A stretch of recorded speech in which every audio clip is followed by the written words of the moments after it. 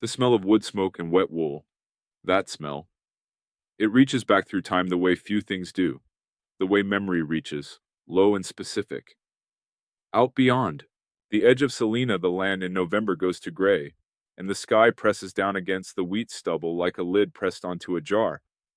And the Smoky Hill River moves in the east without sound or urgency, cold and indifferent to the particulars of human grief. There were things happening in Saline County, Kansas, in the autumn of 1959 that the county seat would not record in any ledger that mattered. A girl of 13 stood at the edge of one of those things. She wore her dead father's wool overcoat, the hem of it brushing her shins, the sleeves folded back twice at the wrist. Her hands were red and chapped from the kind of work that does not wait on the calendar. She had not slept. The coat still smelled like him. Wood smoke, wheat dust, the particular exhaustion of a man who farmed until farming took everything. One family was about to lose what took 3 generations to make, and the instrument of that loss wore a necktie and arrived on time. What none of them knew was that the debt that was about to destroy the Halverson family had already been answered. By a dead man's foresight, a grandmother's life savings, and a 13-year-old girl who walked into an auction alone and did not flinch. If you have watched this far, and you have ever stood on ground that belonged to your people, subscribe to this channel, and tell us in the comments where you are watching from, and what that land meant to the ones who raised you. Because what Ruth Halverson did in Salina, Kansas on a gray November morning is the kind of story that deserves to be told in full, and we are going to tell it. The farm was called the Halverson Place, which was what everyone called it, though its proper title at the county courthouse read 320.4 acres along the south-running bend of the Smoky Hill River in the northeast quarter of Saline County. Henrik Halverson, Ruth's grandfather, had broken that ground in 1911, a Norwegian immigrant from Trondheim who had come to Kansas with $40, a strong back, and the conviction that wheat was the proper work of a man who wanted to prove something to the world. He proved it.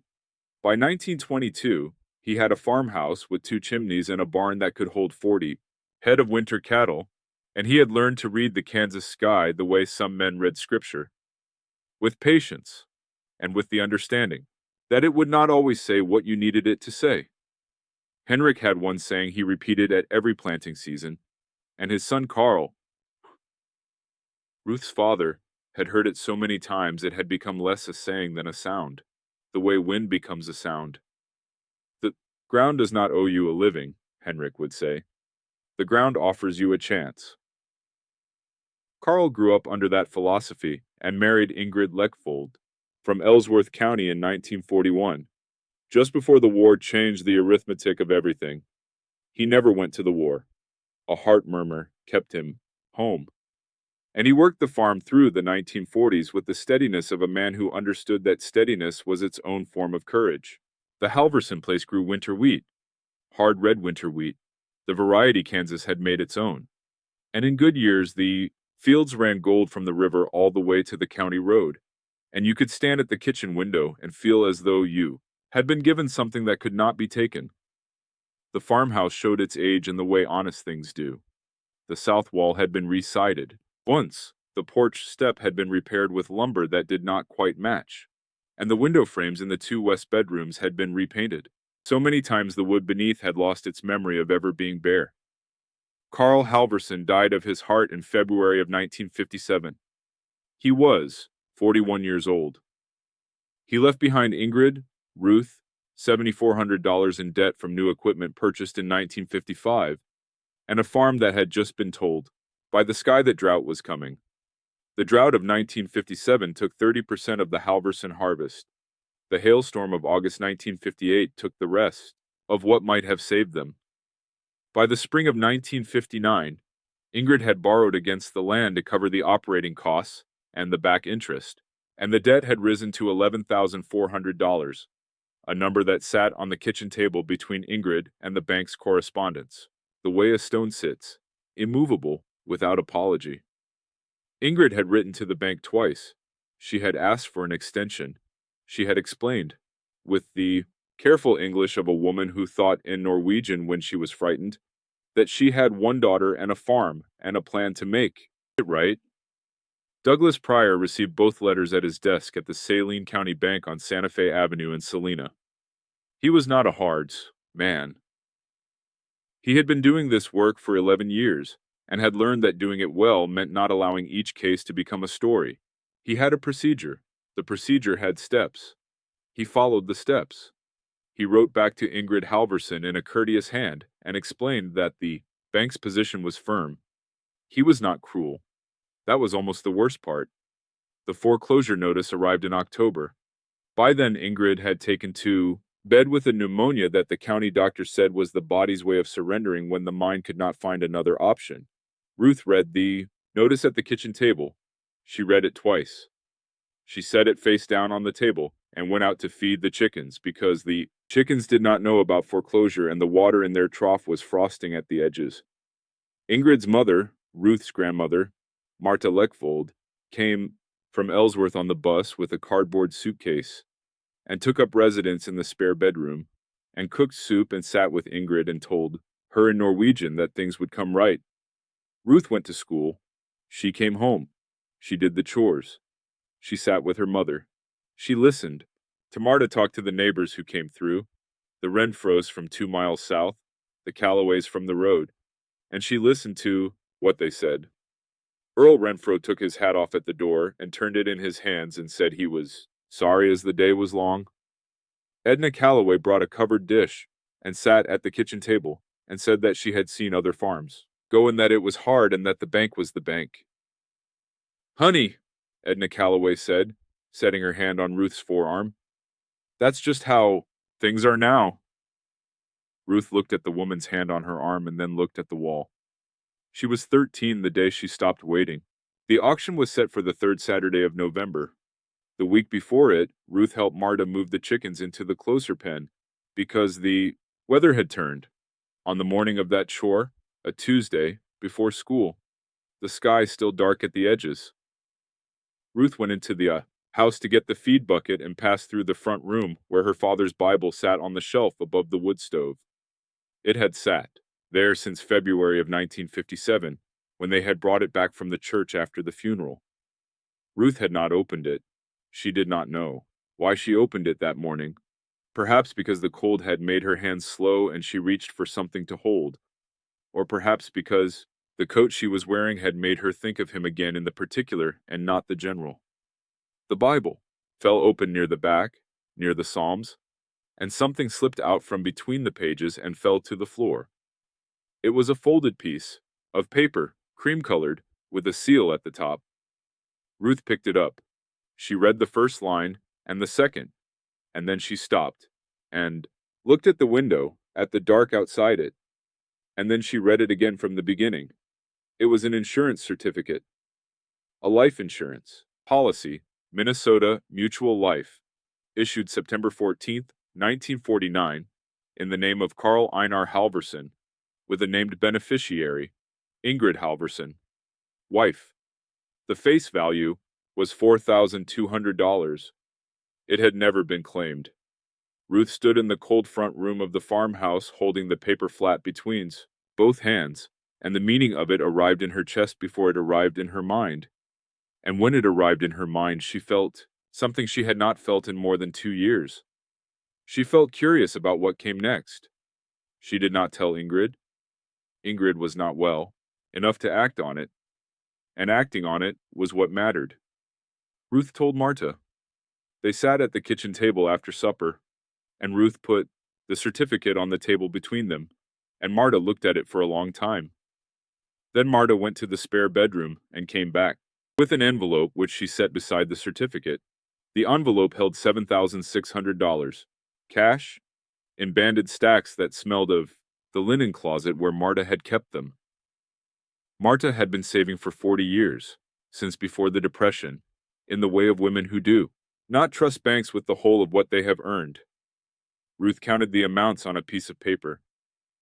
$4,200 from the insurance, if she could collect it in time, plus $7,600 from Marta, $11,800. The debt was $11,400. There was a margin of $400, And Ruth looked at that number the way her grandfather had looked at the Kansas sky, with patience, and with the understanding that it was not a guarantee, but it was a chance. Collecting the insurance required a claim, a death certificate, and a notarized form, and Ruth was 13 years old. She took 2 days off school. She went first to the courthouse with the death certificate her mother had kept in the fireproof box. She went to the county clerk and explained what she needed and why. The clerk, a woman named Pearl Dillard who had worked in that office for 19 years, looked at Ruth across the counter for a long moment and then began filling out the forms. Pearl Dillard did not ask Ruth why her mother was not present. She seemed to understand that the question was not useful. The insurance company required a waiting period. Pearl Dillard made a phone call that Ruth was not told the details of, and the check arrived by special courier on Thursday morning, 4 days before the auction. That Thursday evening, Ruth went to the Salina Public Library on 7th Street and sat at a reading table until the librarian, a man named Mr. Aldrich who wore a hearing aid and moved without sound, set a book in front of her without being asked. Ruth had asked him 2 days earlier if he had anything about Kansas land law and property auctions. He had said he would look. The book he set down was titled Kansas Real Property Law, Rights, Claims, and Redemption, published in 1951 by the University of Kansas Press.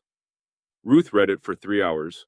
She read the sections on minimum bids and public auction procedure twice. She read about the right of a property owner to bid at their own foreclosure auction.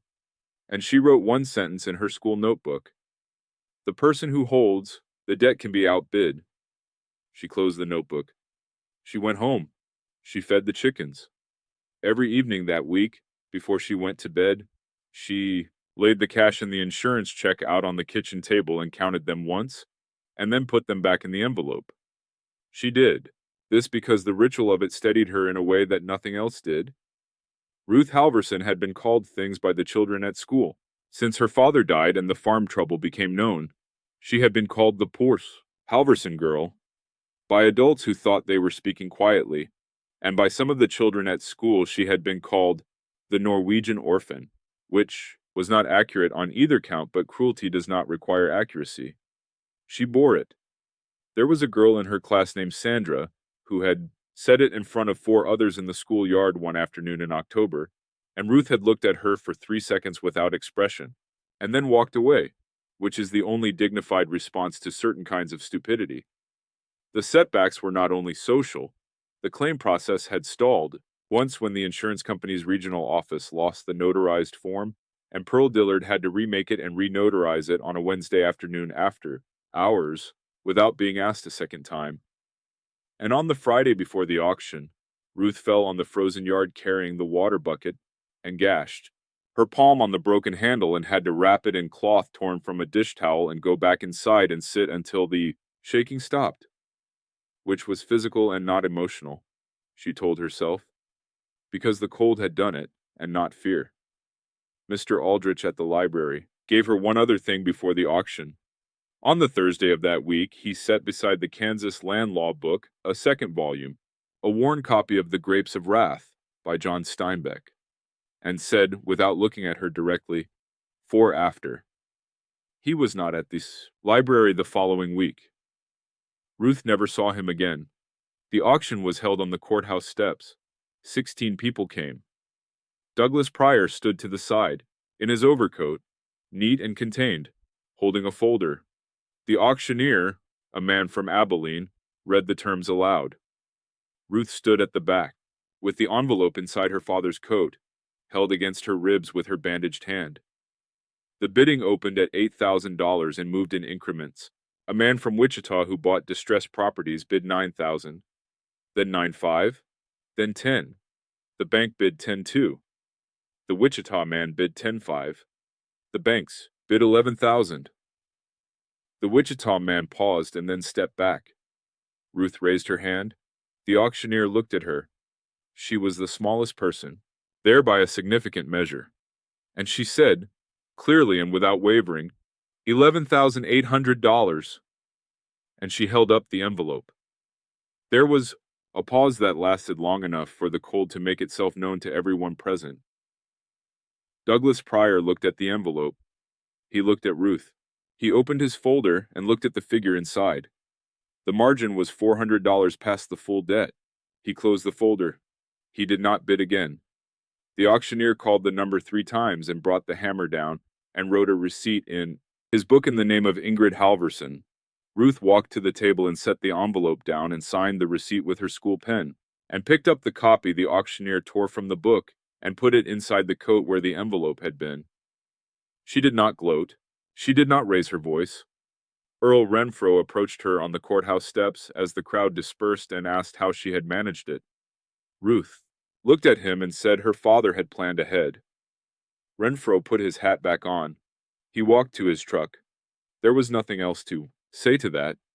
A few weeks later, a junior loan officer from the Saline County Bank, a young man Ruth did not recognize, not Douglas Pryor, knocked on the farmhouse door. He was polite.